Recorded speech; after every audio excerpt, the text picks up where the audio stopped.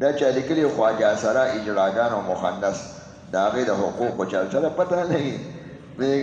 خواجه سره خو ځان نه ښځه جوړه کړې نو د لایمانو دور دی نو هلکه د هجرا خپل کار کوه بدعملي پرېږده ګډېږې ولې او د ښځو په شان جامې او دغه کې بیا ډمټوب وکړي نو الله پاک دې د هدایت وکړي صورت او لباس د خپل برابر کړي علاج ولا وکړي اجرا دی چې سم شي دا عام اجراګان دا قدرتي اجراګان نه دي دا داسې خزونک شاني نو ځان نه ښځه جوړه کړي او بس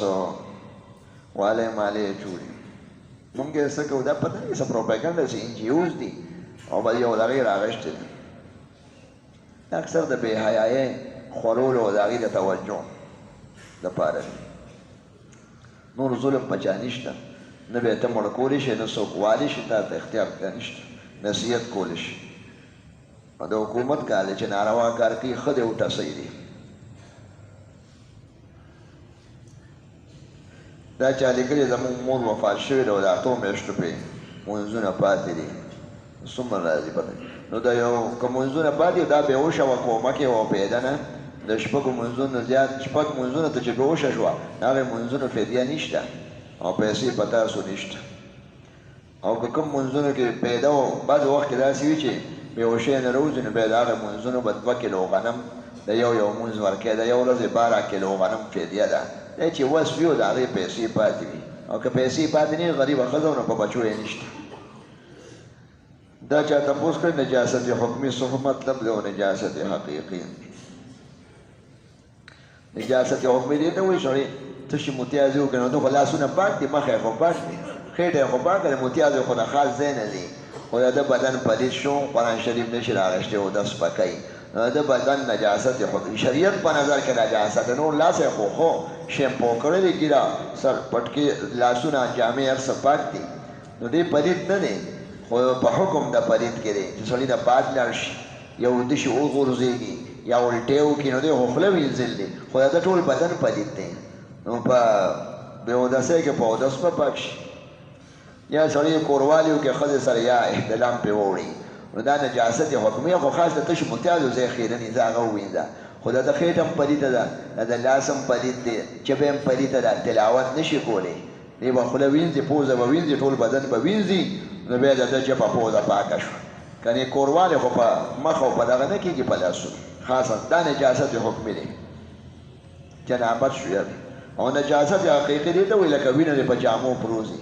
او چرګ حلاله کې لاسونه د وینو دي نو ستا لاسونه نجاست حقیقي دي دا بس داسې وینځل دی که کپړې 3 ځلې ووینځه که لاس یې 3 ځلې ووینځه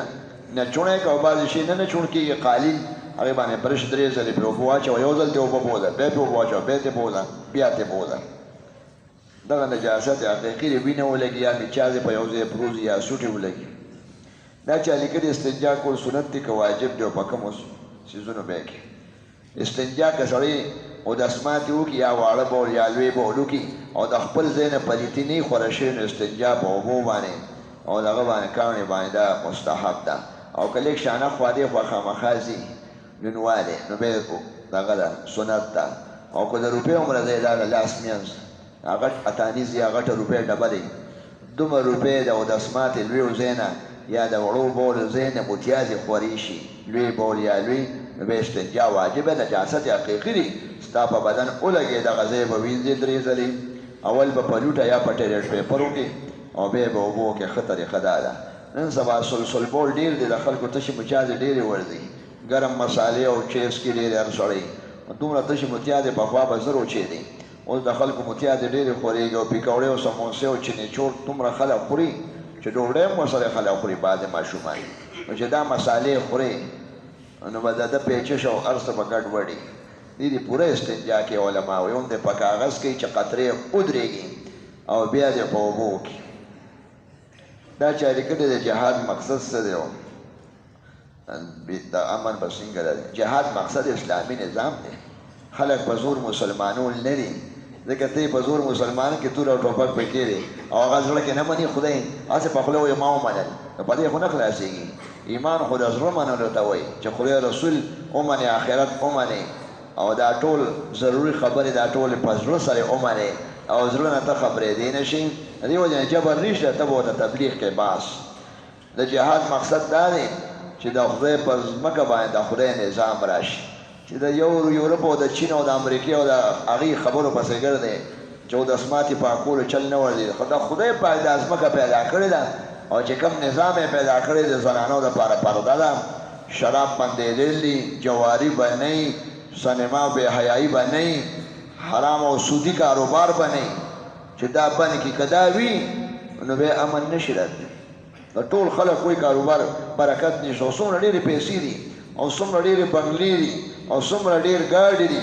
څومره تعلیمي ادارې او کالجونه او ټول خلک پریشانه دا ولې دا د شرع نظام نشته اطمینان او امن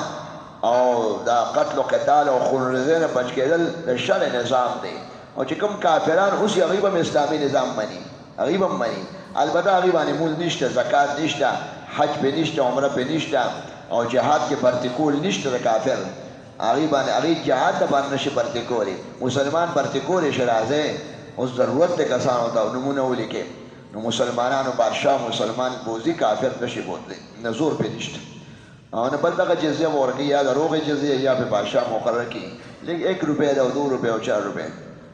تاسو ګورئ که د شرع نظام راغی قسم دې سره زر کېده څوک به ګوتې نشي ولی ګوتې حجاج ابن یوسف یو ځل په چوک کې څادر کېښود هغه ډېره سخته سزا ورکوله نور ظلمونه یې غوړیر کړي خو دغه یې کو د غلو سزا او د شریعت سزاګانې وي نور خو هغه مسلمانان وو نو یو ځل یې چوک کې څادر کېښود پولیس والا ته یې وي چې څوک دې څادر ته لاس کې ما ته یې ښیه هغه کې راوله دومره خلک برابر کړو چې چا پردي نو هغه څادر قیمتي څادر په چوک کې دغه شان غاړې ته پروت دی نه وی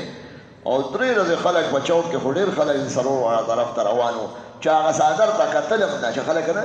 ړکې سړي د غلۍ عقل یو شي ته ګوري کله بل ته که څوک نه چې اوچته یې کوم چې اوچت ته که بل دی وي امن راغی دومره مجرمانو ته سخته سزا ورکوله ډېر سخت انسان و د سکول استاد و بیا سیاست ته راغلی و